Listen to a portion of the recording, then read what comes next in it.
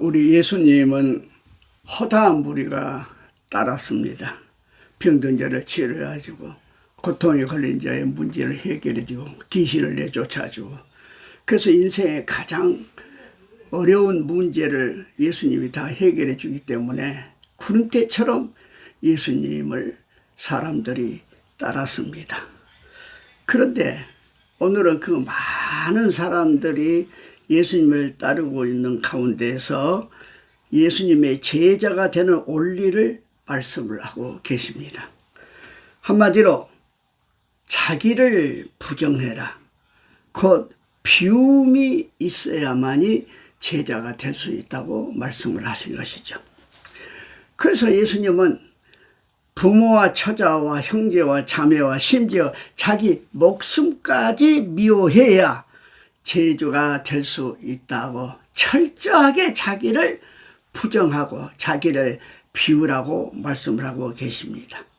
한마디로 나의 존재를 하나님께 온전히 맡기는 사람이어야 된다는 것입니다. 우리가 에레미야 18장에 보면 에레미야의 유명한 토기장이의 비유 이야기가 있지 않습니까? 하나님이 어느 날 에레미야에게 토기장이 집으로 가라고 말씀하십니다.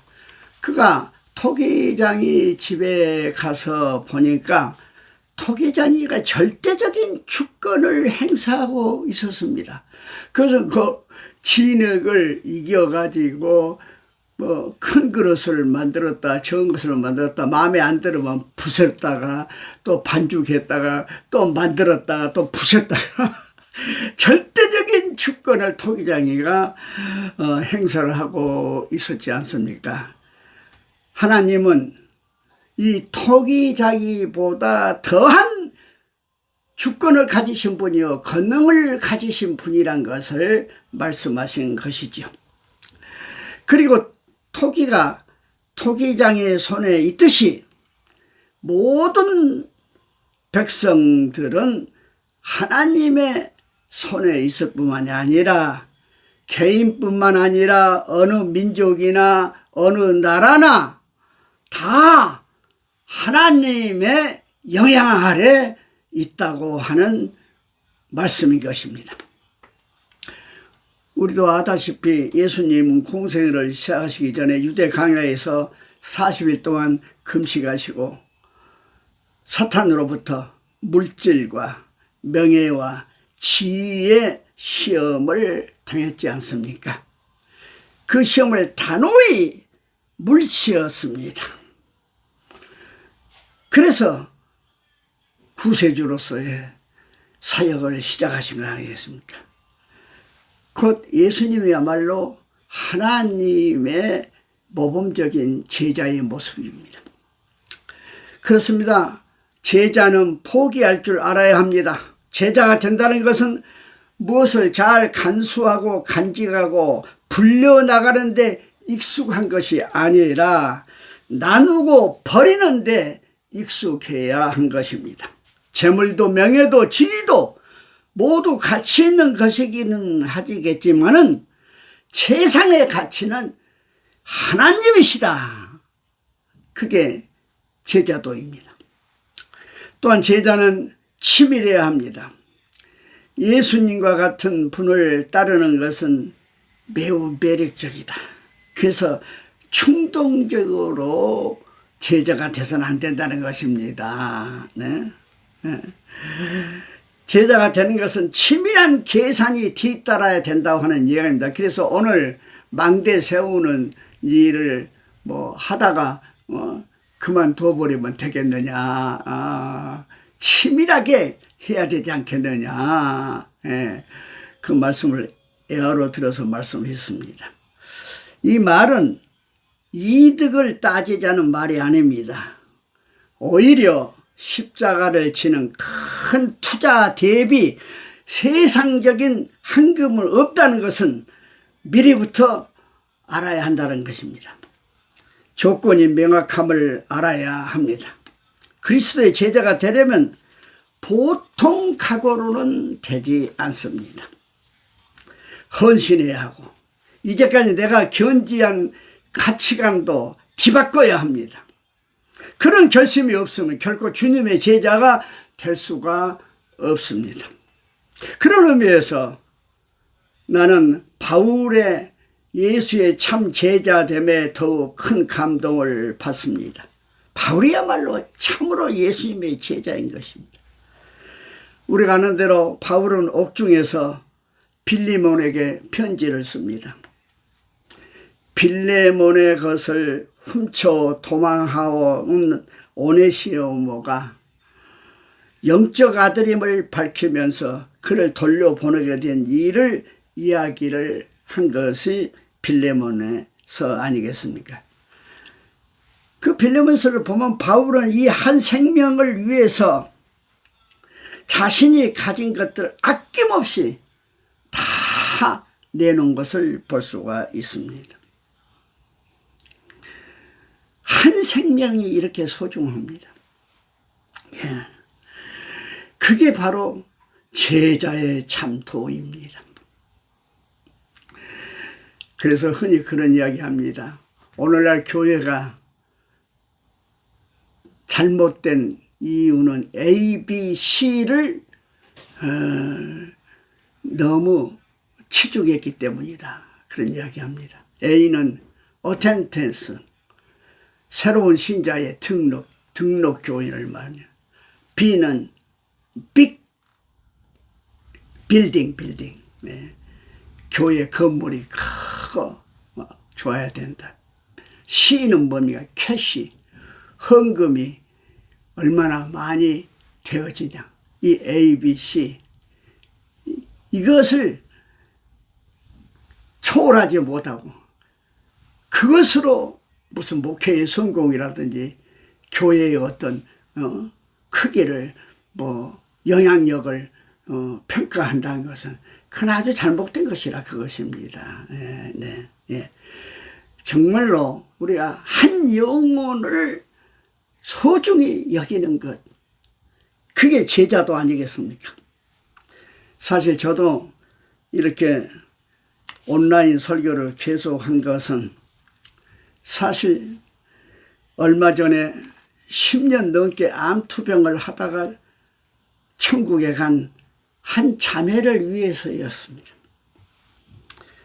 또 오늘 또 설교를 기다리는 우기라고 하는 형제를 생각할 때 사실 청취자가 많지도 않는 온라인 설교지만은 그만둘 수가 없다 그 말입니다. 매주일 말씀을 듣고 피드백을 해주시는 저 남쪽 나라에 사시는 장로님의 그 격려, 이런 것들이 제가 이 설교하는 것을 멈추지 못하게 합니다. 그것도 한 영혼이 천하보다 귀하다고 하는 그 사실 때문인 것입니다. 그렇습니다. 제자의 덕목 중에 물질에 대한 집착을 버리라는 것이 강조되고 있습니다. 현대사회에서 물질이 할 수 있는 일은 참으로 많습니다. 물질이 없으면 어떠한 일을 제대로 할 수가 없습니다. 그런데 예수님은 오늘 또 말씀에서 제자가 되려면 자신의 모든 소유를 버려야 한다고 하십니다. 자기의 모든 소유를 버리라는 말씀은 물질이 때로는, 명예가 때로는, 자신의 위치가 그 존재만으로도 우리를 사로잡을 수 있음을 상기시켜 줍니다. 제자는 소유로 서는 사람이 아닙니다. 이것도 가지고 저것도 가진 상태에서 예수님을 결코 따를 수가 없습니다. 게다가 제자가 상으로 받을 것은 재물이 아닙니다. 하늘의 보화는 이 땅의 재물과는 완전히 다르며 비교할 수조차도 없습니다. 제자는 하늘의 보상을 기대해야 할 사람입니다. 제자는 높은 사람이 아닙니다. 예수님은 그 누구보다 높은 분이었지만 십자가를 지시고 목숨을 내어주시기까지 낮아지셨습니다. 제자들은 바로 그 예수님의 뒤를 따라야 한 것입니다. 자신의 십자가는 높은 위치에서 질 수 있는 것이 아닙니다. 가장 낮은 자리에 있을 때 십자가를 질 수가 있습니다. 아브라함 링컨 이야기를 하고 싶은데요. 링컨이 어느 상점에서 정원 생활을 할 때 하루의 일과를 마치고 그날의 수입을 계산을 해보는데 25센트가 남은 것입니다. 참 이상하다. 곰곰이 생각하니까 한 고객이 그 거스름돈을 받지 않고 간 것이 생각난 거예요. 그러자 링컨은 그 고객이 아주 멀리 산 고객이었는데 그 거스름돈을 25센트를 가지고 그 고객의 집까지 찾아가서 그래서 돌려준 것입니다. 그리고 세월이 흘러서 40년의 세월이 흘렀습니다. 아브라함 링컨이 대통령이 출마했는데 그 초반에는 아주 별로 불리한 상태에 있었습니다. 그런데 어느 날 우연히 한 노파가 신문에서 아브라함 링컨이 대통령 후보로 나온 것을 본 것 아니겠습니까? 그래서 그 뒤로 일주일 동안 자기 사비를 들어서 아브라함 링컨은 정직한 사람이라는 것을 아주 강구를 한 것입니다. 그래서 그게 큰 반응을 일으켜서 결국 아브라함 링컨은 대통령이 됐습니다. 그 노파가 누구냐? 40년 전 링컨이 25센트를 전달해 주었던 그 노파인 것입니다. 그렇습니다. 이렇게 정직한 사람에게는 하나님의 축복이 있기 마련입니다. 이 정직은 어디서 온 것입니까? 소유를 버림에서 오는 것입니다. 그래서 예수님은 내 제자가 되려거나 모든 소유를 다 버려야 된다고 말씀하신 거 아니겠습니까? 네.